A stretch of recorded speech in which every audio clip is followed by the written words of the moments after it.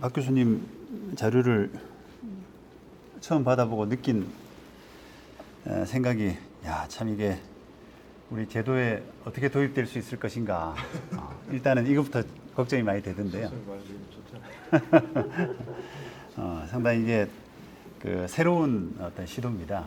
그리고 저도 참 느낌이 참 신선하다, 이런 느낌도 이제 받고, 한번 제가 뭐 어쨌든 뭐 실무가 입장에서 이게 왜 어떤 부분이 좀 이렇게 제도 도입에 어려운 부분이 있는지 이런 부분하고, 또 어떤 부분이 또 의미가 있고 새로운 것인지 하는 그런 말씀을 좀 간단하게 좀 드리려고 하는데, 우리 박 교수님 요 정책 제안이 기본적으로는 이제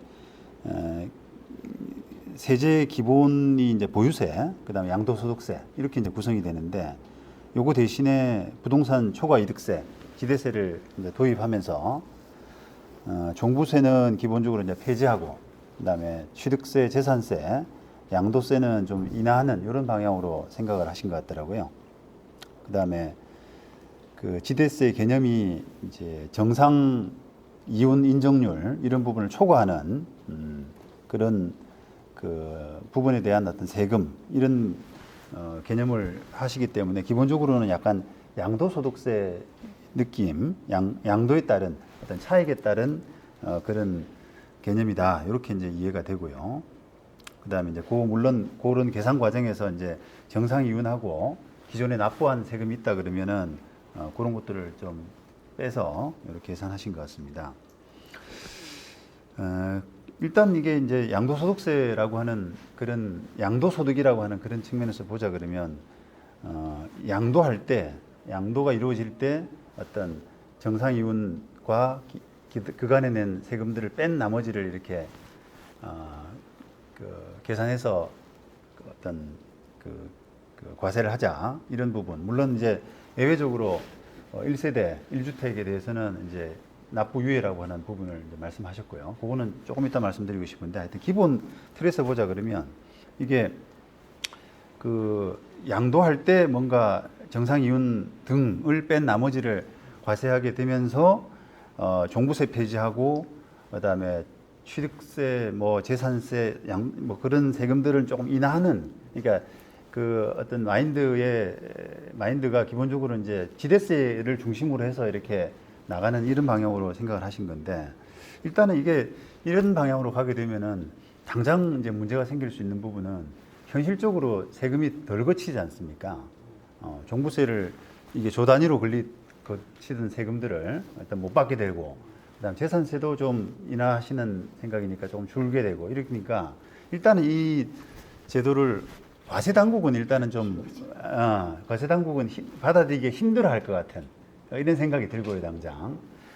그다음에 납세자들은 이제 정상 이윤이 이제 어느 정도로 할 거냐 하는 부분에 따라서 찬성을 할지, 그다음에 반대를 할지 모르겠습니다만, 일단 제 생각에는 당장 납부를 안 해도 되기 때문에, 이게 세금이란 게 뭐 내는 걸 다 싫어하니까, 일단 당장 뭐 처분만 하지 않으면 종부세도 안 내고 재산세도 줄고, 그다음에 더구나 1세대 1주택 같은 경우는 납부 유예도 시켜주고 뭐 이렇게 되니까 납세자들은 참 좋아할 것 같은 생각이 들긴 하거든요.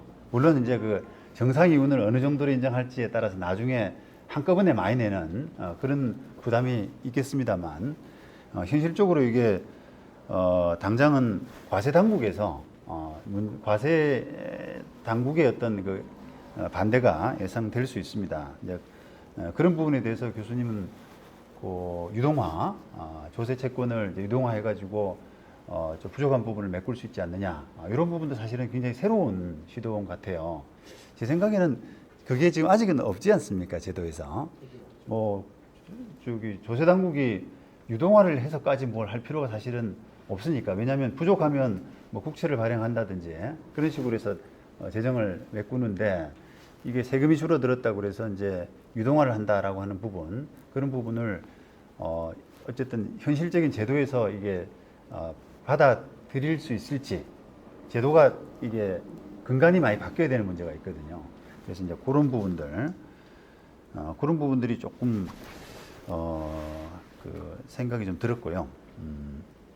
그다음에 양도세는 이게 이제 기본 이게 그 지대세 자체가 양도세 개념이기 때문에 기존 양도세하고의 어떤 충돌 이런 부분들은 한번 고려를 해야 되지 않을까 이런 생각은 좀 들었습니다. 그다음에 그 아까 1세대 1주택 이제 말씀하셨는데 1세대 1주택은 이제 납부 유예 제도로 가게 되면은 사실은 저는 지금도 이제 1세대 1주택 같은 경우는 그 공제를 굉장히 많이 해주고 아주 고가 주택 아니면은 상당히 공제가 되는 그런 구조인데 이게 납부 유예라는 그 틀로 해가지고 세금을 안 낼 수 있도록 계속 이제 유예를 시켜주게 되면 긍정적으로는 어쨌든 이게 1세대 1주택을 좀 정착시키는 우리 그 사회에서 1세대 한 집은 한 사람은 한 집을 가져야 된다라고 하는 그런 어떤 그 명제 이런 부분들이 좀 이렇게 정착되는 그런 부분에서는 상당히 납부 유예라고 하는 부분으로 세금을 안 낼 수 있다라고 하면은 굉장히 도움이 될 것 같은 생각이 들고요. 또 한편으로는 그게 어쨌든 유예를 통해서 나중에라도 이렇게 정상 이윤을 넘어서는 부분은 상당히 많이 과세를 하게 되면은 그 누적된 세금들 이런 부분들을 걷어들이는 이게 1세대 1주택이 아닌 그냥 그 일반 부동산 같은 경우는 납부 유예가 안 되기 때문에 그때그때 걷어갈 수 있지만 이게 사고 팔고 하는 한 세대 그 1세대 1주택을 사고 파는 과정에서는 유예가 상당히 많이 되기 때문에 이런 부분들은 그 정상 이윤 부분을 정하는 거에 따라서 액수가 어마어마하게 커질 수가 있거든요. 근데 이제 이런 부분들을 그 나중에 한꺼번에 걷어가는 이런 그 어떤 부담 또는 네네 그럴 수 있습니다. 그리고 또 거기에 이제 이해관계를 맺게 되는 예를 들면 그 집에 뭐 세를 들어오는 사람이라든지 그렇게 되면은 그 세금과의 어떤 우선순위 이런 부분들이 지금 이제 등기부의 공시 말씀도 하셨는데 그게 부동산 등기법도 사실은 그렇게 공시하는 게 사실은 좀 익숙하지가 않습니다. 현재는. 그래서 그런 부분들에 대한 어떤 제도의 조정 이런 부분들이 좀 필요할 수 있는 그런 아이디어라고 생각을 합니다. 감사합니다. 네, 지금까지 부동산 세제 관련해서